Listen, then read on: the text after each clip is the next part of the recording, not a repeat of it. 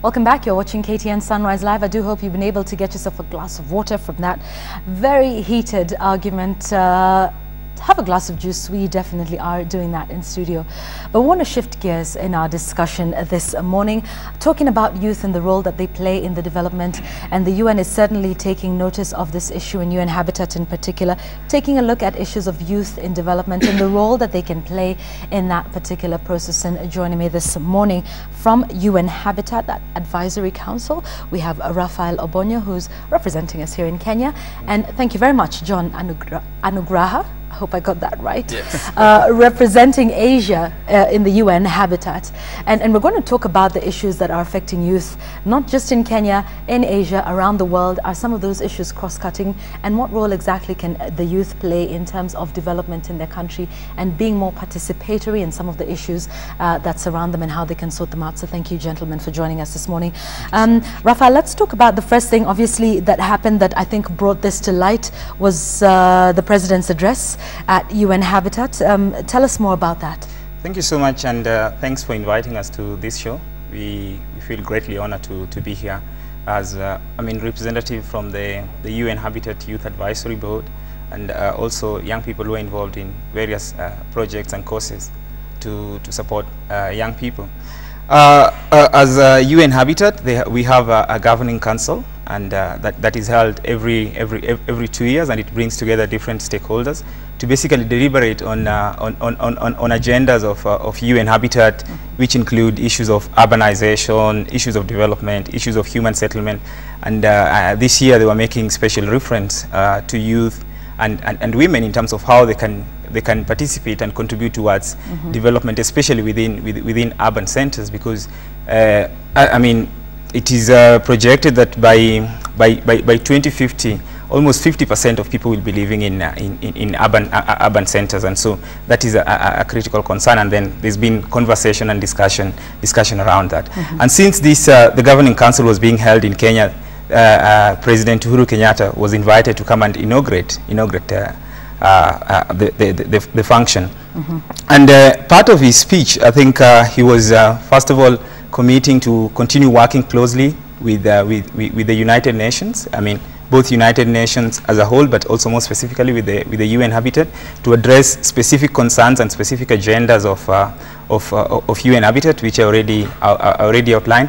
But interestingly, in his speech, he also, of course, talked a lot about the issue of youth in terms of how his government, his newly elected government, hopes to engage with dealing with issues of youth, which include unemployment, issues of how to provide, access to education, access to health, issues of resources and issues of capacity, how his government hopes to deal with such issues. Okay. And talking about the advisory council that you sit on, tell us about the need for that. And this is obviously internationally based. It's not just in Kenya, but in other areas around the world. Tell us about the role that you play in that council and how important that is for you. Thank you very much for inviting me. My name, as you said, John Anugraha. I'm from India. And what happened is at the World Urban Forum, it's the body that comes together with the government officials, and people are invited. It's a forum of the UN Habitat in cooperation with the local governments, and it's done in different cities. So on the 4th Urban Forum in Nanjing in China, there was the Youth Advisory Board that was installed, and at the Governing Council, the 22nd Governing Council in Nairobi in 2009, it was launched. So Youth Advisory Board is potentially 6 regions and a male and a female candidate from each of these regions. So I'm representing Asia Pacific, and my colleague is from Australia. So likewise, the 6 regions. And then there are 2 independent appointed advisory board members as well, who are representing informal settlements. So we are 14 together, and the idea of the Youth Advisory Board first is to voice the opinion of young people from their own regions, and also to see that youth is mainstream in most of the work in UN Habitat agenda, and also in UN in general. Our efforts during this Governing Council, for example, is to make sure that we lobby with our ministers. We tell them that youth is important in the agenda of the government and the United Nations, and we ensure that resolutions are passed and are effective that young people are empowered and young people are not just treated as target groups, but they are participatory, included in governance and the structure of committees and things like that. So that's the general idea of the advisory board. It advises the UN Habitat Secretariat, but at the same time it works and takes action in the region, because it's a regional body as well, and we try to work with our own peers in coming from our own regions. Okay, and it's important that you have that youth advisory at that level, such that you're able to speak about the issues that are facing young men and women, particularly from your region. And perhaps we sit in Kenya and we think, oh, these are the only issues that are affecting us and nobody else is suffering like we are. From your perspective in India, what are some of the greatest challenges that youth and young people there are facing today? All right, as you know, India is the second most populous country in the world, and with that population increasing, I think we are also in this transition phase of moving from agrarian economy to industrial economy, and a lot of youth are there who need jobs. So I would say that employment is one of the biggest issue. And with urbanization, a lot of people from the rural areas are moving into the urban areas to seek jobs. But if we don't have enough opportunities for young people to work, then it will be very difficult for them to get jobs. The other aspect of it is obviously the idea of education. So when a lot of rural farmers are selling their lands and coming into the villages in the dream of getting jobs and earning money and standing on their feet, I think the idea is whether they have that educational qualification, whether they have that skills qualification in terms of getting jobs in the urban area. So these are some of the important challenges that we are facing, and I think the Right to Education Act in India is very timely right now, where it's been functional, and we are seeing that the education is free and mandatory for all children up to the age of 14, and they are more and more encouraged, and also people from other backward class and caste, scheduled caste, are ensured that they have the opportunity to be educated as well. Okay.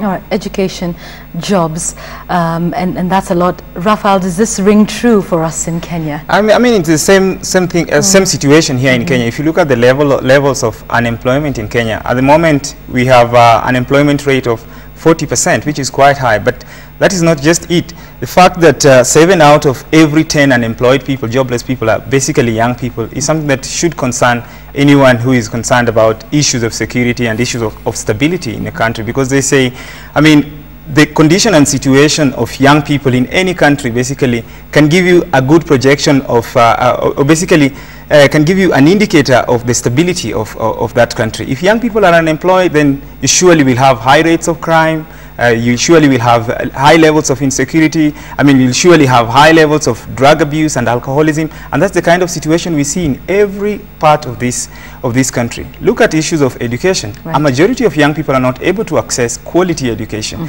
and where even now that we have universal primary education, where everyone can access primary education, but look at it in terms of the Vision 2030. Vision 2030 basically aspires and anticipates that we are going to build a middle income economy. You can't build a middle income economy when you have a population that is basically restricted and limited to elementary level of education. So if young people cannot be assisted to access quality education beyond the primary level, then we'll have a vision that will never be achieved, and we'll keep shifting our vision when it gets to 2030, the way we've done with many other visions. We'll shift it to 2060, and we'll keep shifting it, because we are not basically providing the enablers that are required for us to achieve the vision. Look at issues of provision of resources. And it's an interesting thing, because watching parliamentarians talking about increasing their salaries. Look at the budget allocation for issues of youth enterprise fund. Young people were being organized and were being given like 50,000. A group of 50 young people are given 50,000. So what can you do really with 50,000 as young people? So the levels of disparity, even in terms of provision of resources, is a great concern. And I think situations in Africa are not so different from what my colleague John has also enumerated in terms of what they face in India. And so we find that the issues that are facing young people, men and women around the world, are similar and cross-cutting issues, albeit in different ways, and of course unique to the different regions and whatever's happening in their cultural surroundings, and of course economically as well. But the basic need for young men and women around the world is to get a better education and get a well-paying job, or be at least able to sustain themselves. Is that right? Yes. I mean, especially coming from my country, I would say 10 years back there was this thing that when a child goes into education, the mentality is whether he would become a doctor or an engineer. Yeah. So this is the concept that is universally known about Indians, and of course we do have great scientists and doctors and engineers. But now the trend is changing. There is encouragement for managerial aspects, there is encouragement for social entrepreneurship and things like that. And I think the concerns are universal, I would say, but there are problems with political will, there are problems with social will, there are problems with whether the youth policy is really intact or not, and whether that could impact any difference. So that is the biggest challenge that we are facing right now. And indeed, being at the UN Habitat now, having these youth representatives around the world, male and female, representing the different regions, what then is the impact of the council and the impact of your presence on that council? Because we do know the UN Habitat is great, but it is the governments that need to put in place these policies that enable a lot of what we're saying to come to life. So what is the role then that the UN Habitat and the advisory council, and your role in that, playing with governments, or rather even with young people, in terms of putting these things into reality? So let me say, and then Rafael can join as well. Let me say that the UN Habitat is the only UN agency that looks at youth between the age bracket of 18 to 32. Universally, United Nations looks at youth from 15 to 24. So what UN Habitat has done, maybe for one reason that their main headquarters is based in Nairobi, and respecting the African Union Charter, they have considered the age to be 32 as the limit for young people on the advisory board. And what it has done is this gives a spectrum of college students to young professionals being part of an advisory committee, and thus impacting the youth mainstreaming that is very much required at the UN level.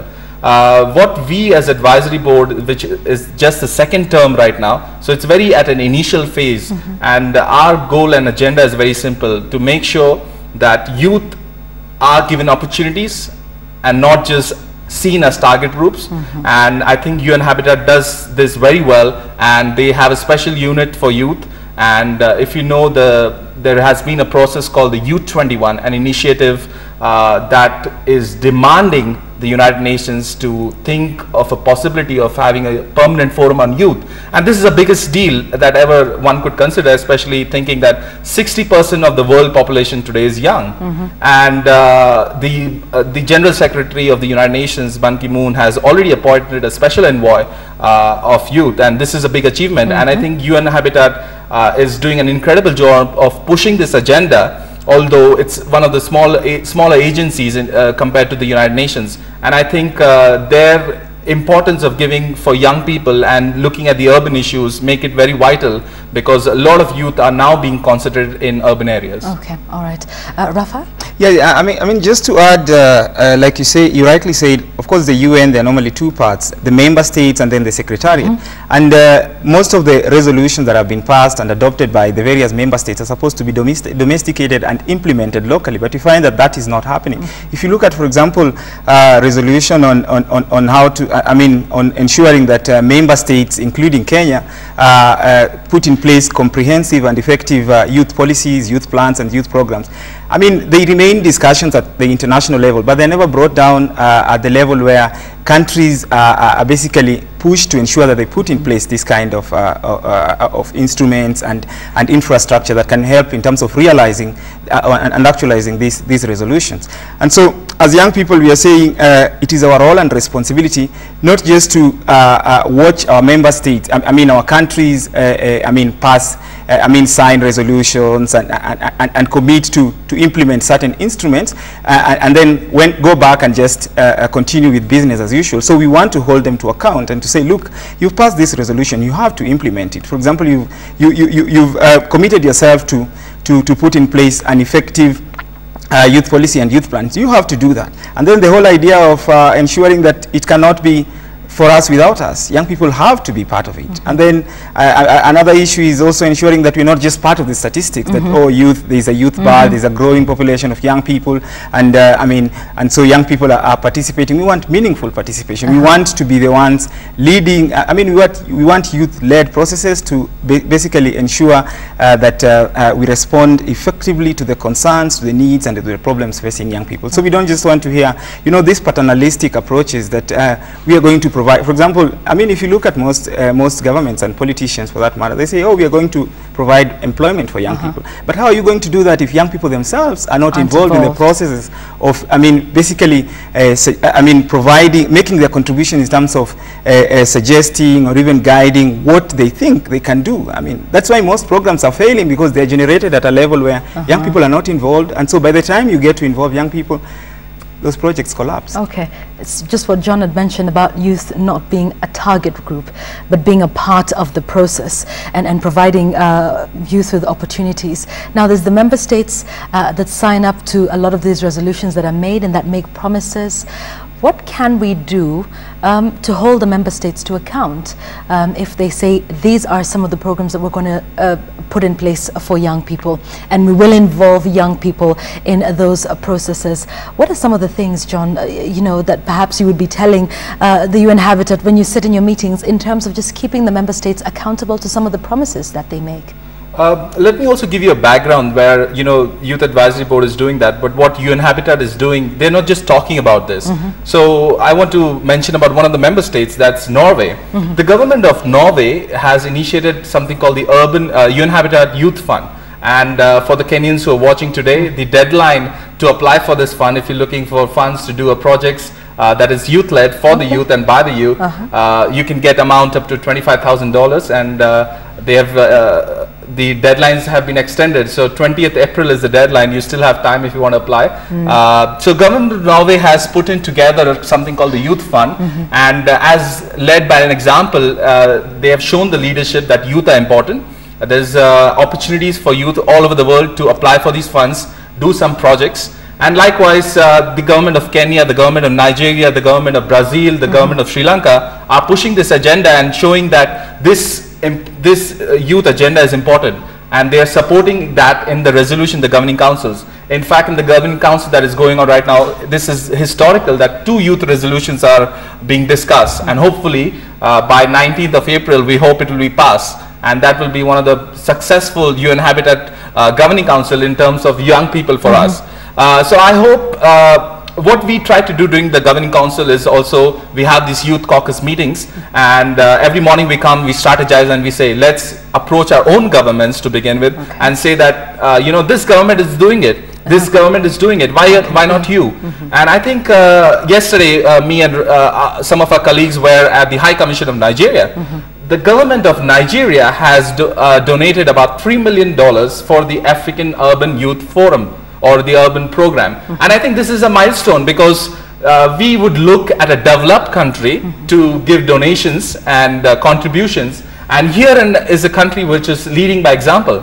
So these are some of the things that are happening by the member states, and I would definitely encourage the Kenyans who are here to pressure that, because the president here is new, and he needs the support of youth. And I think asking him for the rights of youth it's the apt time right now. It is indeed. And just to get off of that, Raphael, yes. Are you optimistic about our new administration? Yeah, the Kenyan government?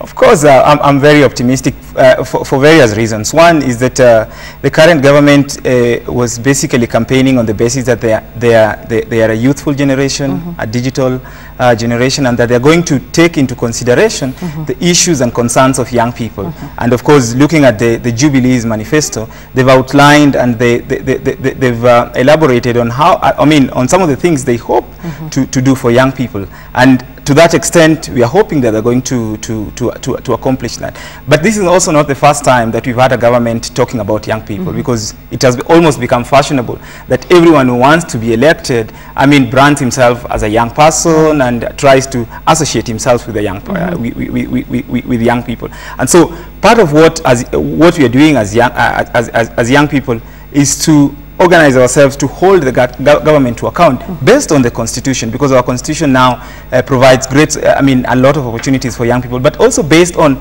the promises of the current government that they're going to take into consideration. Actually, they're going to have youth as a priority in most of their programs. And so we are also following closely, and we are not just sitting back and watching. We'll continue. And you've seen just last week we had a youth lobby group coming out to say that, look, you promised us jobs, we want these jobs today. They promised young people free loans. We are waiting for those free loans. All these promises, we don't want it to be fashionable to talk about young people. We want, whenever you talk about young people and you give them a promise, you have to fulfill that. Okay, that's actually 10 million jobs, I think, they promised by the year 2017. So all eyes will be on them to see if they can do that. But that's, away from the government, and like you say, there's been some great initiatives by some of the member states in terms of committing, not just, promises, but putting their money where their mouth really is. Let's take a look at it from the young person's point of view. What do you think it is as young people that holds many of us back? Let's start with you, Raphael, in Kenya, and we'll take a look at India and, of course, look at it from an international scope. I think, situations in life can make you hopeless, or they can motivate you to want to get to certain levels. For example, poverty. I, for one, was born and brought up in Korogosho, and situations there are quite, they're very appalling situations of poverty. And what poverty can do is, it can make you hopeless and decide, I have no other way of getting out of this, and so I'll remain in this kind of situation perpetually. But it can also motivate you and inspire you to want to say, look, this is not what I want my children to inherit. And I think there are many young people who are coming out to do that. And we've seen it in our own situation. For example, if you look at Korogosho, where I was, like I said, where I was born and brought up, we came up with the idea of a community radio, the first ever in this part of, in Kenya. We were saying, look, we might not have so much, but there's something that we can do. So whatever little we have in terms of capacity, in terms of resources, in terms of ideas, we can pull it together and do something. And I think that is what young people must start realizing, that we shouldn't wait. Even this thing of waiting for a government is going to do this, we might get, we might stagnate there forever. We must start with whatever little that we have as young people, and do something with it. If you look at innovations, there are great ideas that young people are coming up with. Look at, something like M-Pesa.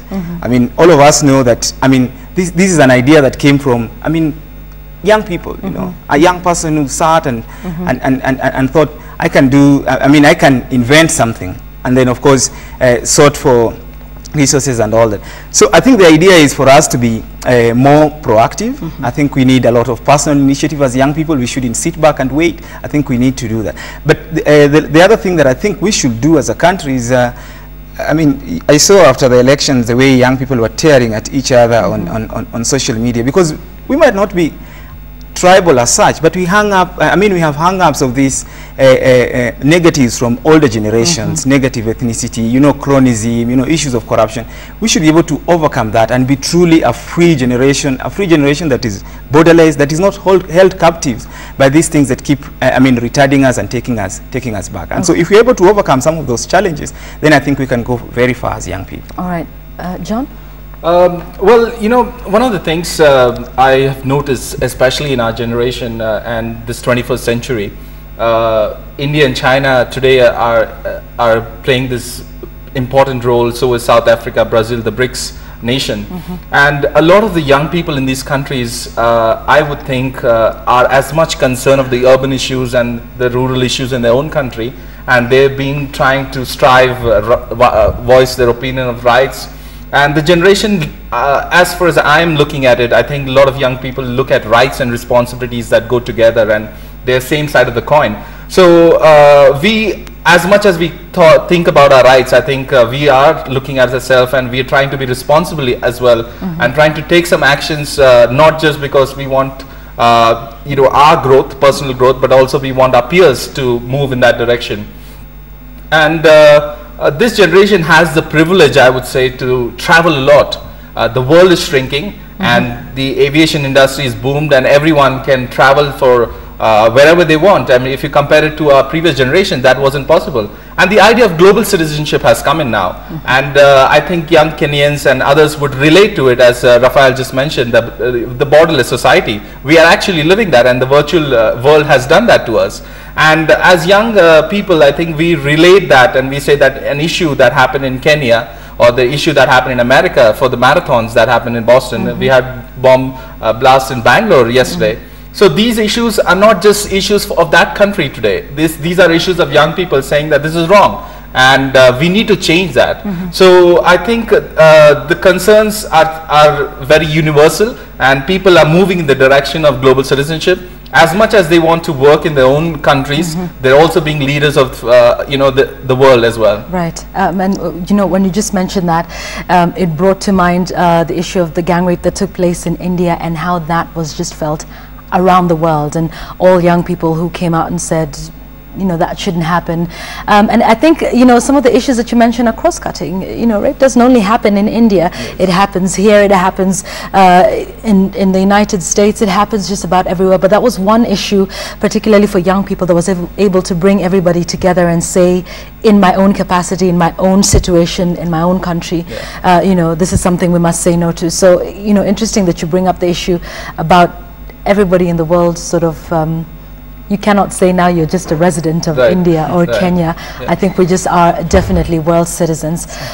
So now getting into the process of now being involved at the UN Habitat level, and this is a good thing. The UN is now starting to recognize that young people have a voice. Ban Ki-moon talking about this quite seriously and saying young people really need to be heard. This is a good step, right? You know, even at the UN level, and that perhaps will trickle down to the member states as well. Exactly. Yeah, I think the UN, just like many institutions and organizations, they're coming to realize the importance of responding to the concerns, the needs, and issues that affect young people. And UN in particular, I think there's been some sort of reforms and transformation taking place for the last 10 years or so. For example, there are certain remarkable initiatives that have come up within the UN, looking at from 1995, they put together a blueprint to guide the engagement with young people, the World Program of Action for Youth, which is basically, they didn't have that before on how to deal with young people. And so they have this kind of, that blueprint that they use basically in terms of strategically engaging with young people. Ban Ki-moon, the Secretary General, has put in his priority of action and agenda, he's identified young people as one of his key priorities, which again is quite remarkable, indicating that UN is greatly concerned about young people. The other day, just this year, the Secretary General again appointed the first ever Special Envoy on Youth Issues. That is something that has not been there, and this is something that was passed by the General Assembly for the first time, and now we have Ahmed Al-Zenawi, who is now the Special Envoy on Youth. And of course, there have been other initiatives like creations of, establishment of UN voluntary program that specifically target young people. So some of these things, I think, are an indication that even global institutions like the United Nations are coming to realize that it is important, it is urgent, and it is imperative for them to deal with issues and concerns of young people. Okay. You know, one of the things I should say that when we look at the Millennium Development Goals and 2015, we can evaluate, and we don't really need to look at the reports, but we can evaluate that young people have played a significant role to achieve a lot of these targets. and you know, we should acknowledge that. And I think I commend the leadership of our Executive Director and Deputy Executive Director of UN Habitat, where UN Habitat is saying very clearly that youth and gender, or women, is our specific agenda, and this governing council is specially focused on this issue.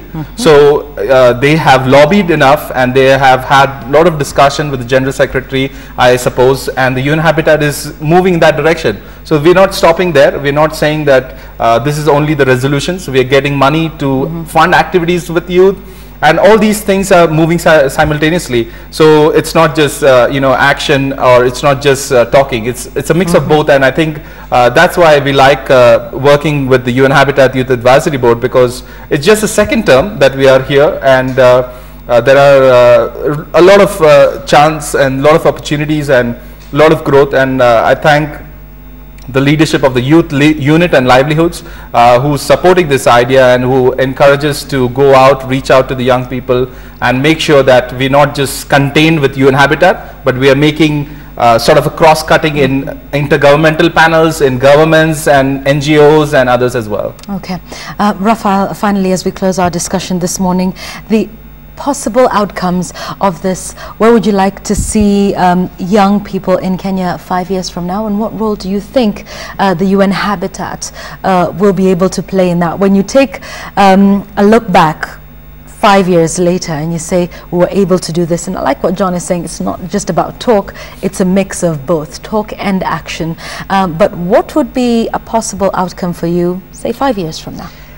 I look at a situation where, I mean, like we already indicated, we share challenges and concerns, but that is not just it. I think we also share dreams and aspirations, and I think we should build on the dreams and aspirations that we share as young people within a particular context, be it a country, or be it a region, or be it the world like it is. We've been brought together by UN Habitat representatives from different countries, and we realize that we share dreams and aspirations. How can we build on this? That for me is key. The other thing is, we must, as young people, we must be proactive.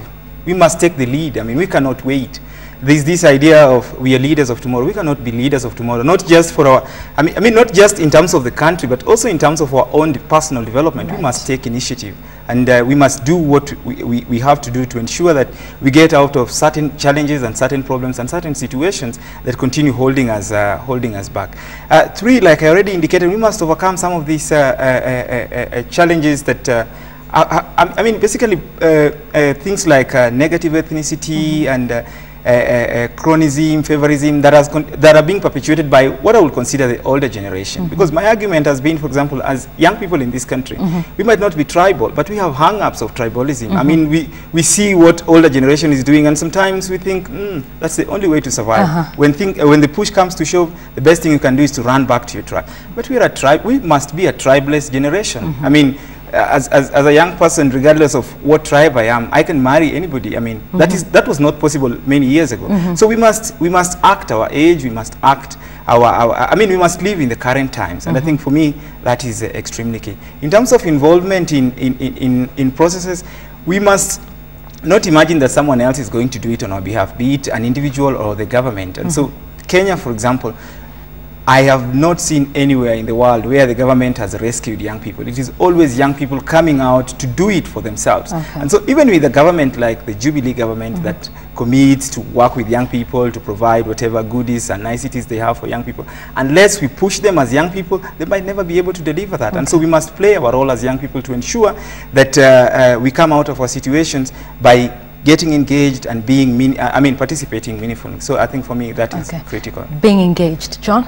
I just want to say that don't patronize with this old statement that youth are leaders of tomorrow, because youth are leaders of today, and we can make effective change. And I reach out to you as an Asian, Asia and Africa have an important role to play. And I think that Asia and Africa can be good partners to make this world a better place. And we thank UN Habitat because it takes a lot of interest in these two continents. And we hope that we will continue to engage with young Kenyans.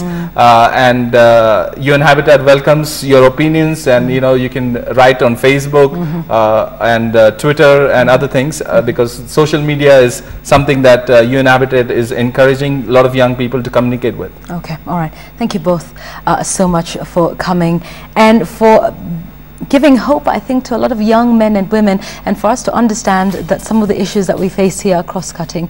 Like I said before, we may sit in our cocoons and say, oh, these are only issues that Kenyans are facing, but it is across the world, and there is an effort that is being made by the UN Habitat to sort of bring all of us together, have an understanding of that, and to be able to find some solutions to those challenges that we face. Good job. Thank you very much for inviting us to speak here. Thank you. We've been speaking with John Anugraha and Raphael Obonyo, who are from the UN Habitat Youth Advisory Council, just talking about some of the efforts that are being made on an international level to find local solutions to the problems facing young men and women.